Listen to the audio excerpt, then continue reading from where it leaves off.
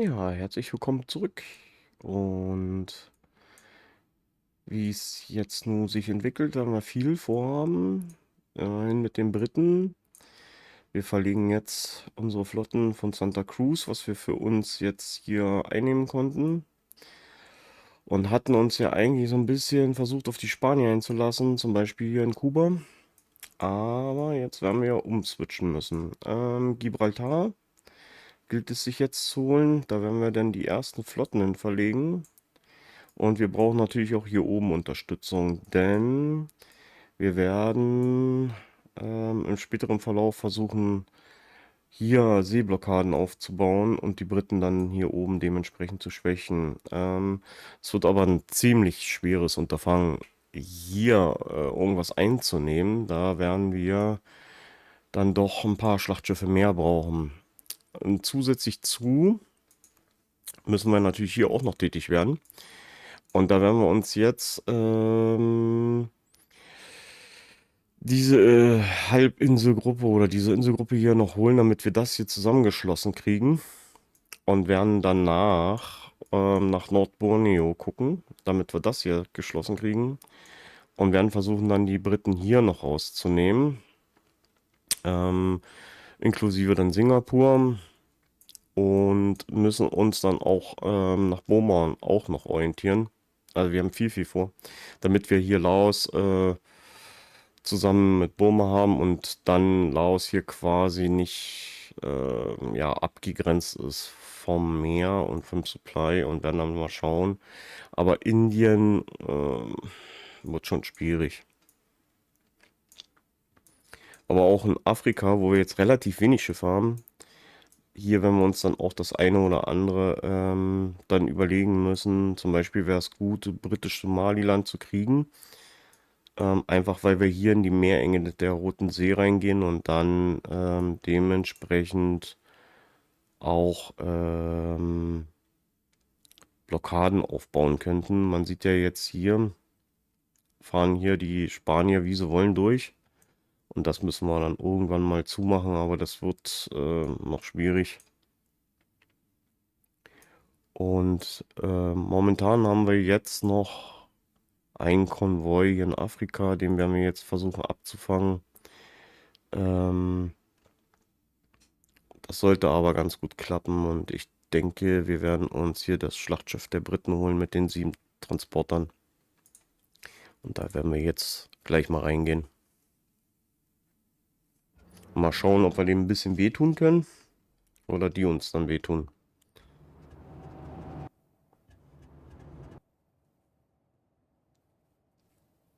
Ich gehe davon aus, dass wir in Afrika unten noch die älteren Schlachtschiffe haben. Und rechne mir da ein paar gute Chancen aus.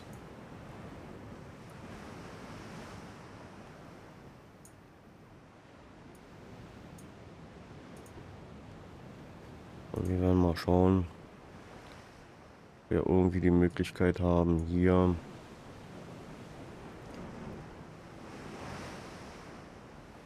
uns den Konvoi zu greifen.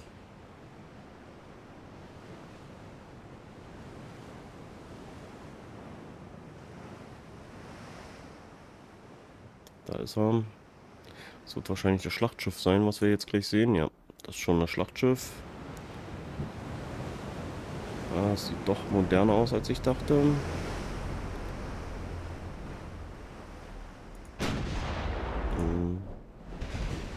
Der begrüßt uns gleich dementsprechend.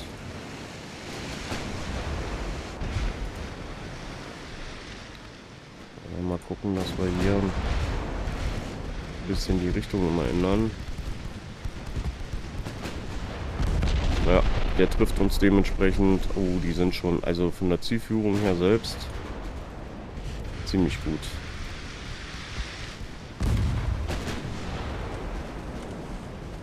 Obwohl wir schnell sind.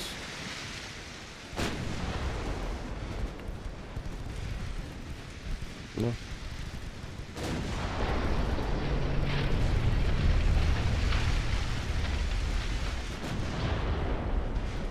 Das war schon. Ja, das ging mal so richtig in die Hose. Okay.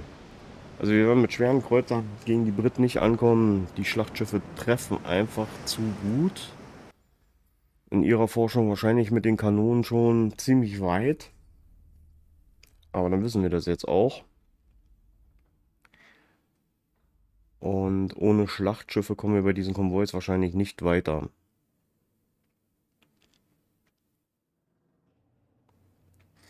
Und wir können uns hier feierlich von 2 CAs verabschieden. Ja,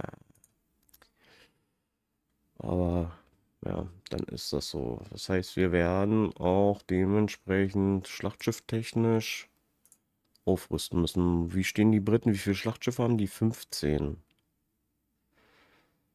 15. Die haben auch schon Battle Cruiser, also sie sind schon ziemlich weit, wenn ich das so sehe.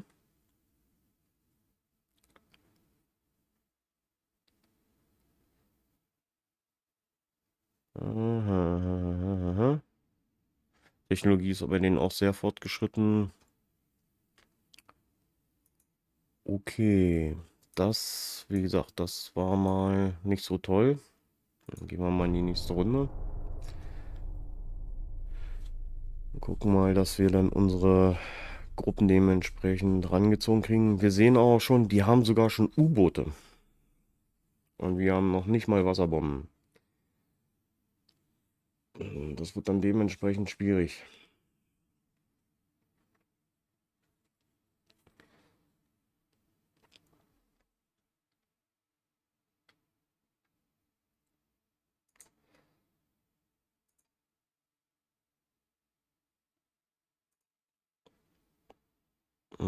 Jetzt kommen die ersten U-Boote. Können wir nur mit Autolösung machen. Aber das konnten wir uns... Ja, da gehen wir mal... Aber eigentlich könnten wir hier auch auf Autolösung gehen.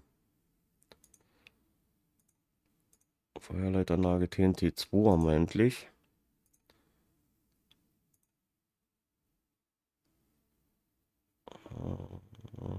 Wir haben auch Transportschiffe verloren. Hier 2, da 2, da 5. Okay. Ja, es geht ziemlich heiß her.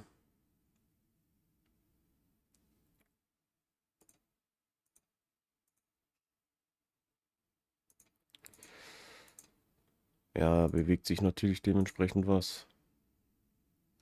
Schlachtschiff gegen Schlachtschiff. Da können wir mal gucken, wie gut die sind.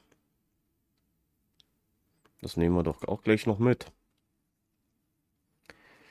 Das One vs. One, das hatten wir ja gegen die Italiener schon. Da sahen wir aber besser aus. Mal sehen, wie wir gegen die Briten aussehen. Da können wir jetzt mal gucken, wie weit von ihrer... Naja, nee, wir lassen das auf nochmal. Wie weit sind sie von ihrer Technik wirklich?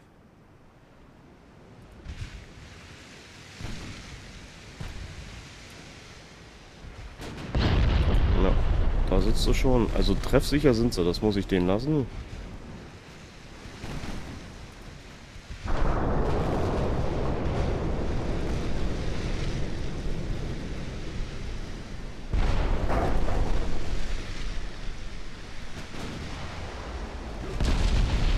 Ja, das sieht bei uns schon relativ schlecht aus, so gesehen. Gut gepanzert. Ja, macht massiven Schaden bei uns.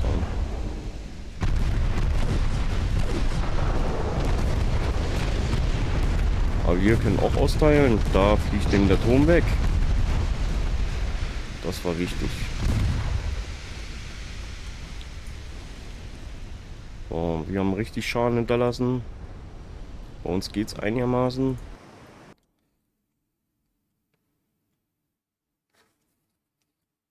Die sind nicht wirklich gut auf der Lafette gepanzert. Das ist mir schon aufgefallen. Bei dem, bei der Schlacht jetzt hier.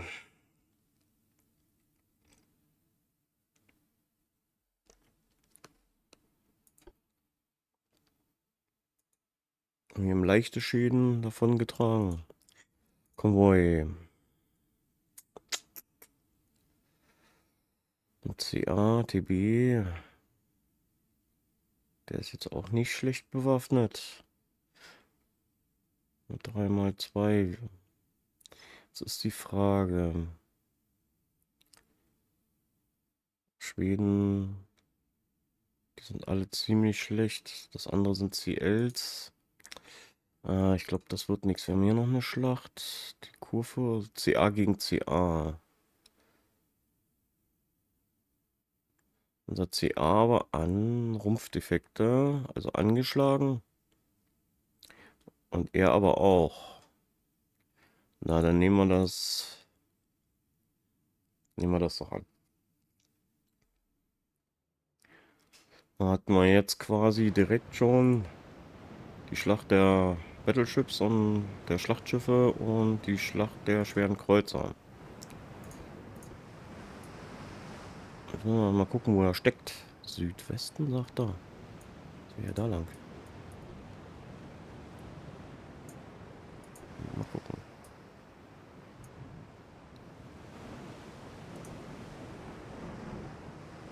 Mal sehen, wo er ist.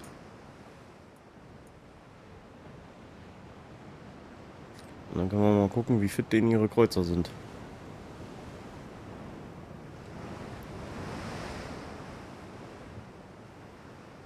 Schlachtschiff technisch können wir ja mithalten. Und dann Geschwindigkeit mal ein bisschen reduzieren.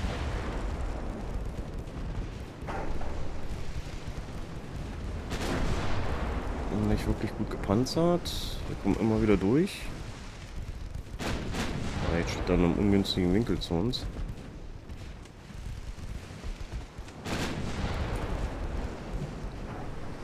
Jetzt muss ich mir den Kreuzer hier mal angucken. Der fährt weg von uns. Oh, der ist auch ziemlich veraltet.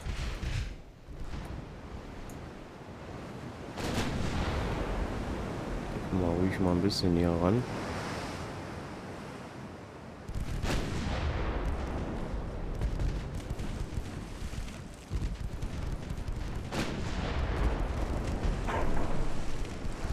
Die Sekundäre nehme ich jetzt mal auf Speichern.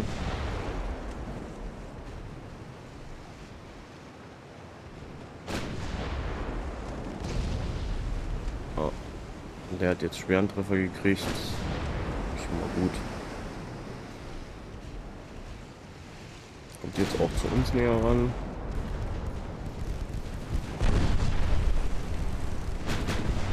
Geringe Penetration.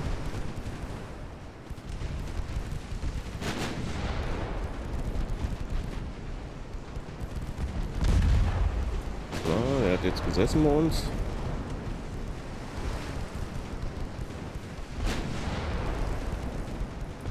Richtungswechsel angehen.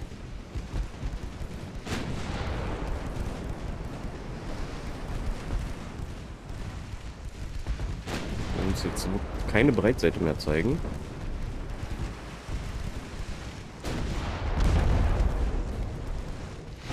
Hat zu schwere Treffer, hat auch Probleme mit dem Steuerhaus. Schwere Schlagseite schon. Tour, ja. Hat vorne und hinten Wassereinbrüche. Na.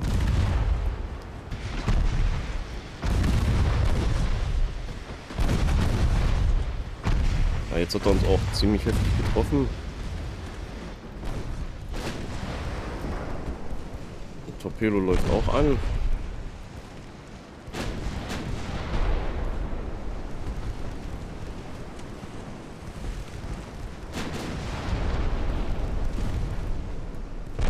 Auch wir haben mit Wassereinbrüchen ziemlich zu kämpfen.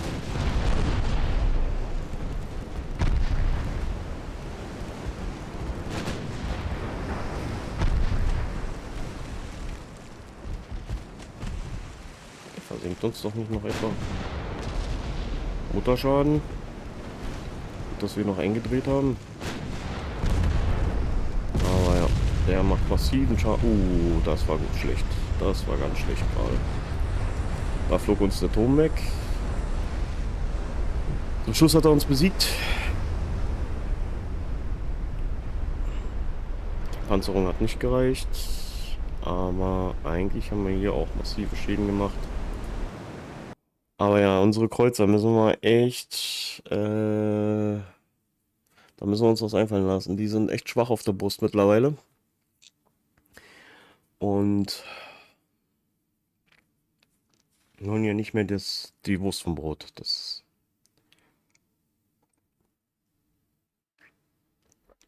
Da werden wir in die Überarbeitung gehen müssen. Und wir haben angeblich nur leichte Schäden gemacht.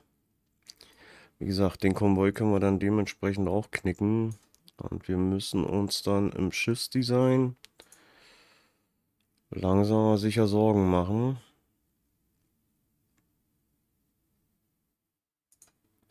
Wie stehen wir denn eigentlich bei der Wissenschaft? Da hatten wir noch jetzt das eine oder andere, den Kessel. Das hatten wir schon fertig. Und hier wollten wir jetzt, genau. Ähm, Das war die Prinz Wilhelm, die wir momentan noch haben. Die Beowulf ist die neue Klasse, die ist schon etwas schwerer und hat größere Geschütze, soweit ich weiß. Genau. Jetzt ist die Frage, lohnt es sich noch, die Prinz Wilhelm zu überarbeiten?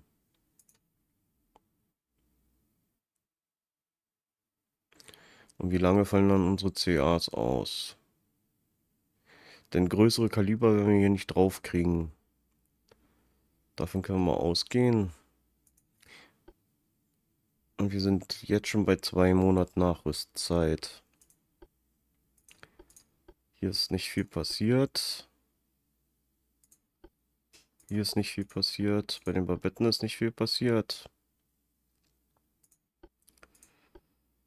Und auch hier werden wir jetzt sowieso nicht weiterkommen. Das Einzige, was wir jetzt haben, ist die TNT-2, die Munition.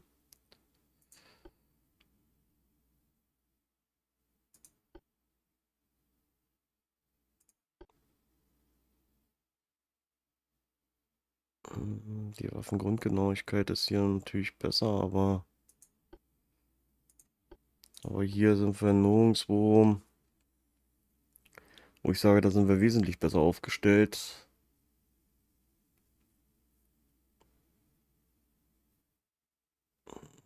Wir sind schon recht stark gepanzert, also das Vorderdeck eigentlich nicht, ne? Aber da haben wir den vorderen Gewichtsausgleich, das ist ja unser Problem.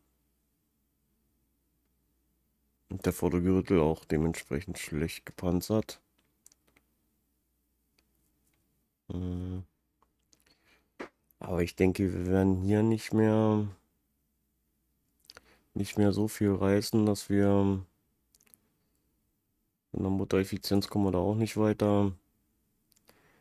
Und ich denke, dass unsere Kanonen, das ist schon das Vorderste, ja. Das heißt, wir kommen auch von den Kanonen her nicht mehr weiter. Wir könnten, das Einzige, was wir noch machen könnten, wären die Länge, glaube ich.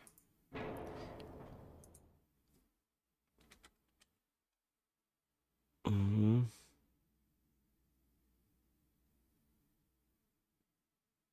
Das wäre die Reichweite dementsprechend. Und dann kriegen wir hier schon diese sogenannten Border-Probleme. Und das Schiff ist auch übergewichtig. Und mehr wird das auch nicht.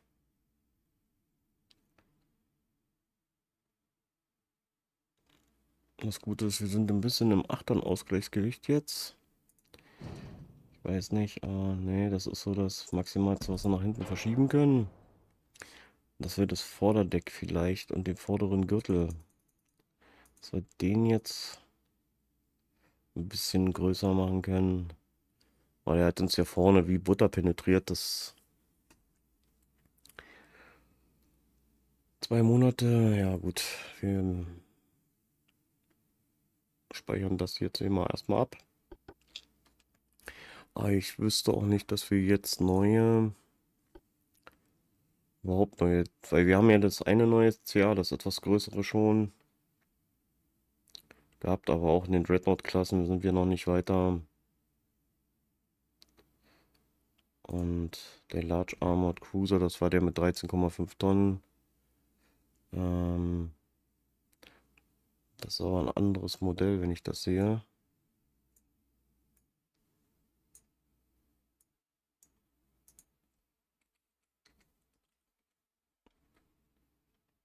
Vielleicht können wir ja doch eine neue Art von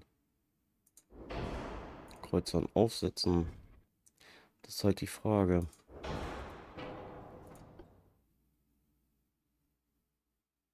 Fünfunddreißig, 35. Schauen wir mal. Versuchen wir noch mal. Bauen wir doch mal einen neuen. 279er ist so das Beste, was geht.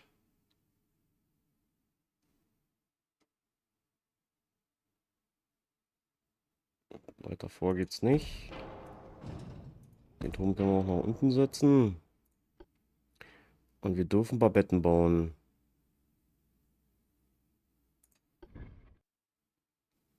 Und die darf da auch sitzen.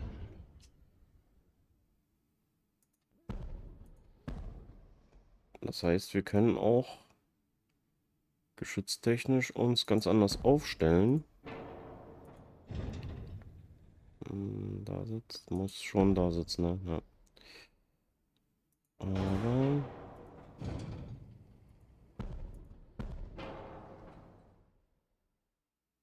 Tonnage, jetzt müssen wir natürlich gucken, wenn wir jetzt anfangen hier rumzupanzern, wenn wir hier ganz schnell an unsere Grenzen stoßen.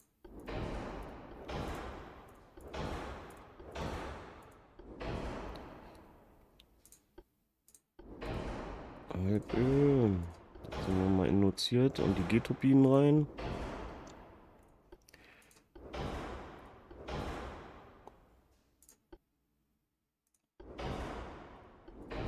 So. Ist halt die Frage, nehmen wir Konisch 3. Schwierig, ne? Vom Gewicht her wäre das sogar besser.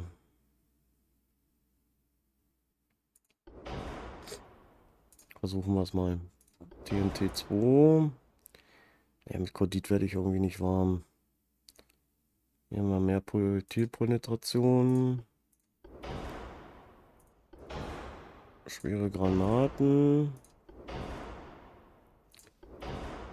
Dann sind wir trotzdem im Standardverhältnis. Und wir haben noch Platz. So, Kasematten. Ist halt die Frage, nehmen wir die 127er mit oder nehmen wir die 100er?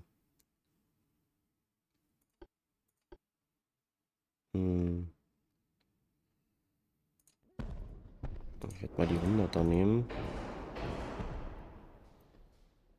So.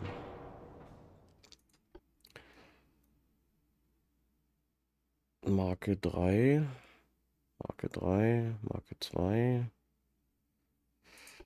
Wir waren ja bei 102ern. Jetzt ist auch die Frage, Torpedowerfer wäre natürlich auch toll. Gerade hier in der Ecke. Die kann man nicht da unten installieren, ne? Die Torpedowerfer dabei haben ja schon schön. So, jetzt müssen wir natürlich auch in der Geschwindigkeit erstmal rumpopeln. Ich lasse es jetzt erstmal auf den 30.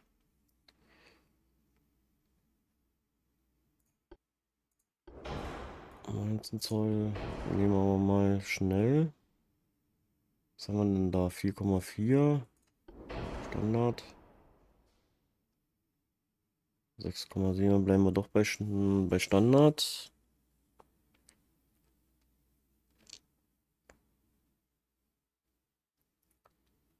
Oh, jetzt kommen wir schon langsam an die Grenzen. 22,5.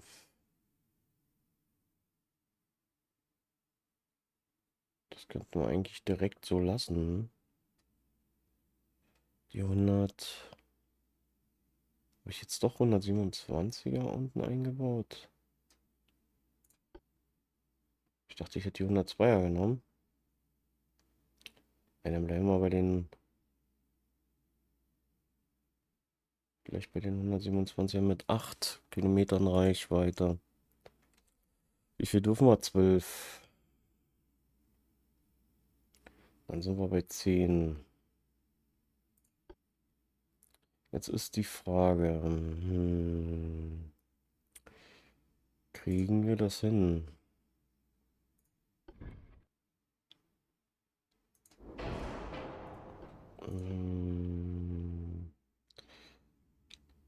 Achso, das sind die Seiten. Ich brauche mal die Zentralfeuer. Wo stehen wir dann? Oh nee, das wird gleich sofort zu viel. Auch hier kommen wir dann an unsere Grenzen. Also noch ein Geschütz in der Mitte wird nichts. Mhm.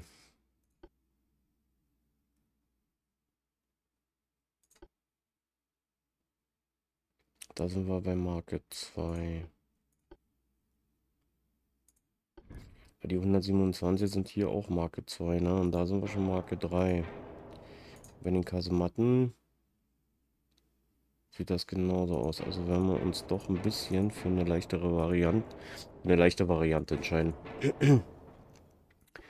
102er. Wir können neue Kreuze aufsetzen, das ist schon mal schön. Jetzt ist die Frage, mit Barbetten, ohne Barbetten. Die Barbetten haben wir mit Zusatzgewicht und wir haben ja nicht mal mehr eine Tonne.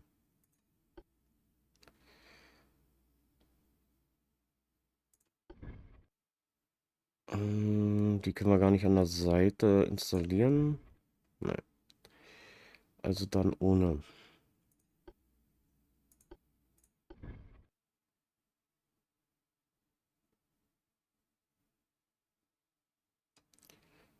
Oder dann lieber einen zentralen Feuer, weil ich meine, wir haben hier Sekundiere dabei. Und dann doch lieber noch einen hier mit rein. Der passt gerade so. Das ist halt die große Frage, ne?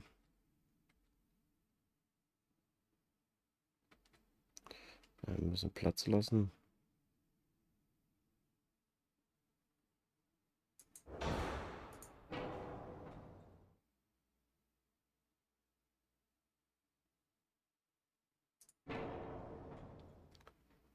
Meine Motoreffizienz ist auch nicht so besonders.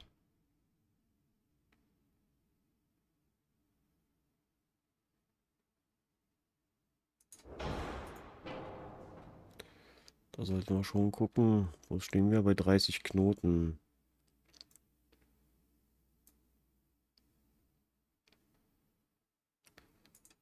Wir nehmen mal die hier hin. Ich würde gerne den Turm ein Stück nach hinten rücken. So wie hier diese Abgasanlage.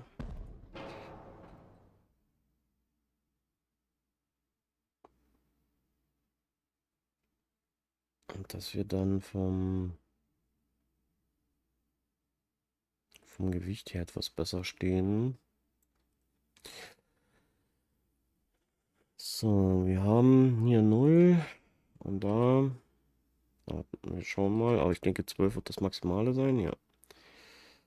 Und haben dann bei den 11,3 Kilometer Reichweite, das ist okay. Und könnten dann dementsprechend noch die Sekundärgeschütze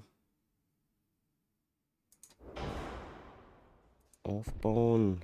Mal gucken, wie viel dürfen wir.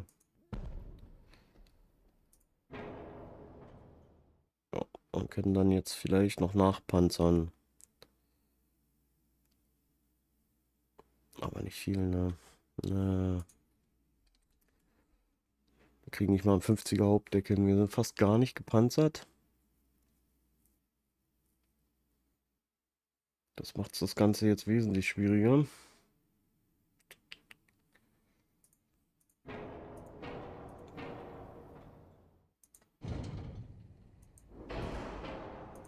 Wie weit darf ich zurück? Das ist so das höchste der Gefühle für die Barbette.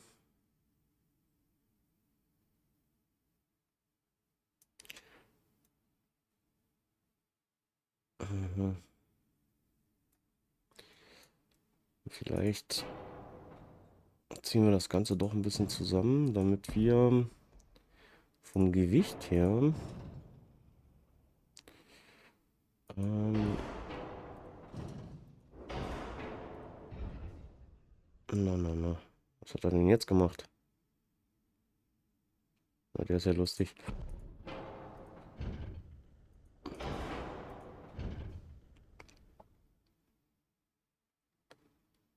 Damit unsere Zitadelle vielleicht etwas kleiner wird.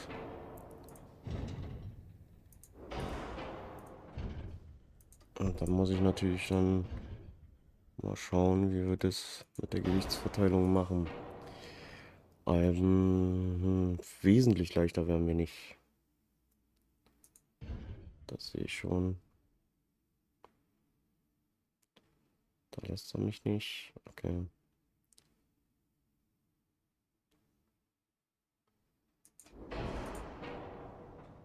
Na, aber wesentlich leichter sind wir nicht geworden.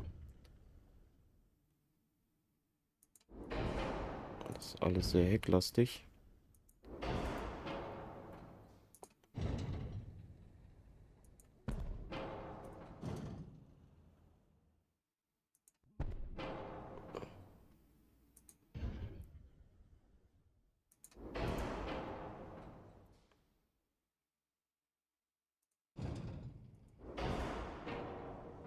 Und Turm dann doch nach vorne.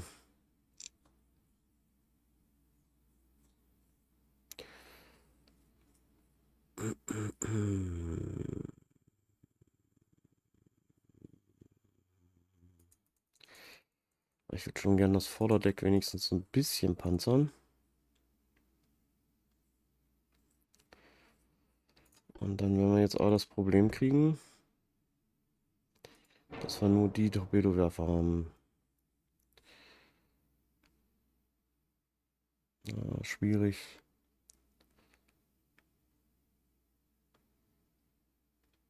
Aber ansonsten, ich würde den dann trotzdem aufsetzen. Das ist halt schade, weil wir jetzt die Beowulf eigentlich schon im Bau hatten.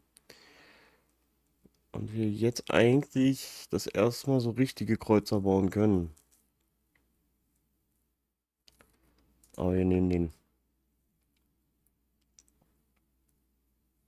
Das sieht alles soweit ganz gut aus hier. Wir brauchen dickere Kanonen, bessere Kaliber etc. Und wir werden jetzt natürlich den Bau der CAs abbrechen müssen.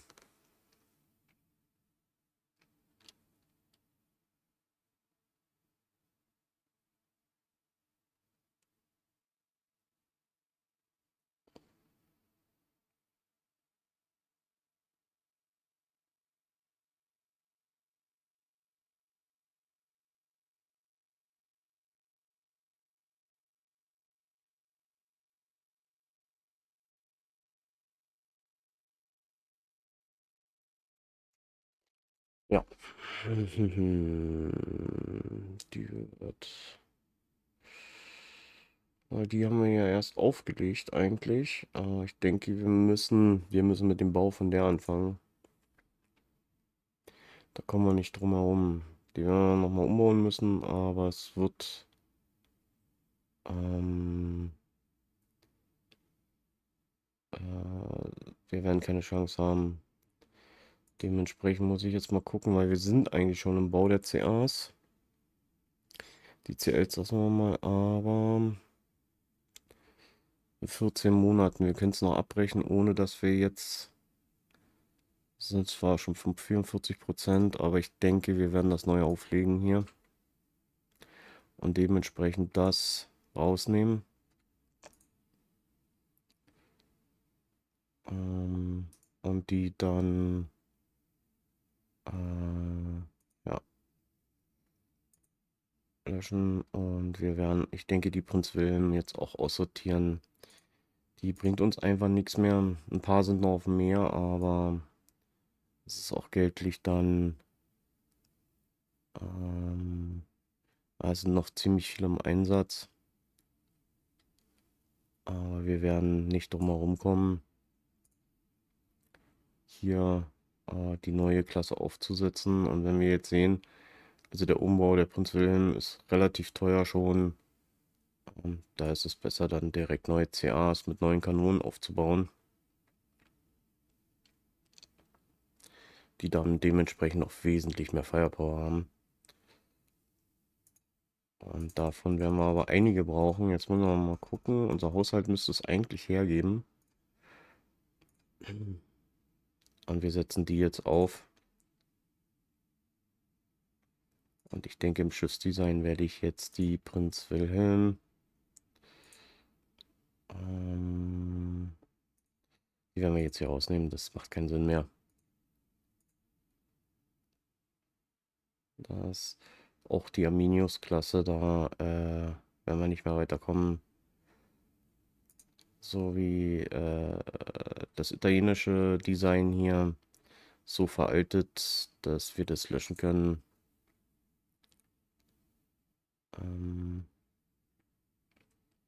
Die anderen lassen wir nochmal stehen, aber da werden wir nicht mehr weiterkommen. Den Grundbau hier von Arminius, den können wir auf jeden Fall mal löschen, dass das hier auch mal übersichtlicher wird. Bei der Wissenschaft, wo stehen wir da? Bei den Kesseln? Ja, genau.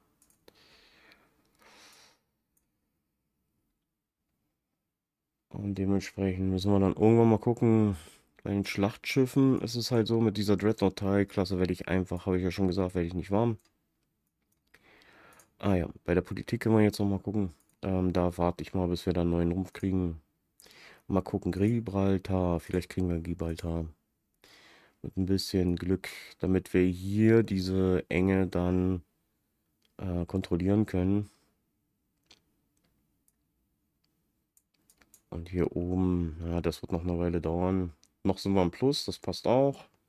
Gehen wir mal dann in die nächste Runde. Und ich werde hier einen Schnitt machen. Und wir sehen uns dann zur nächsten Runde wieder. Bis zum nächsten Mal.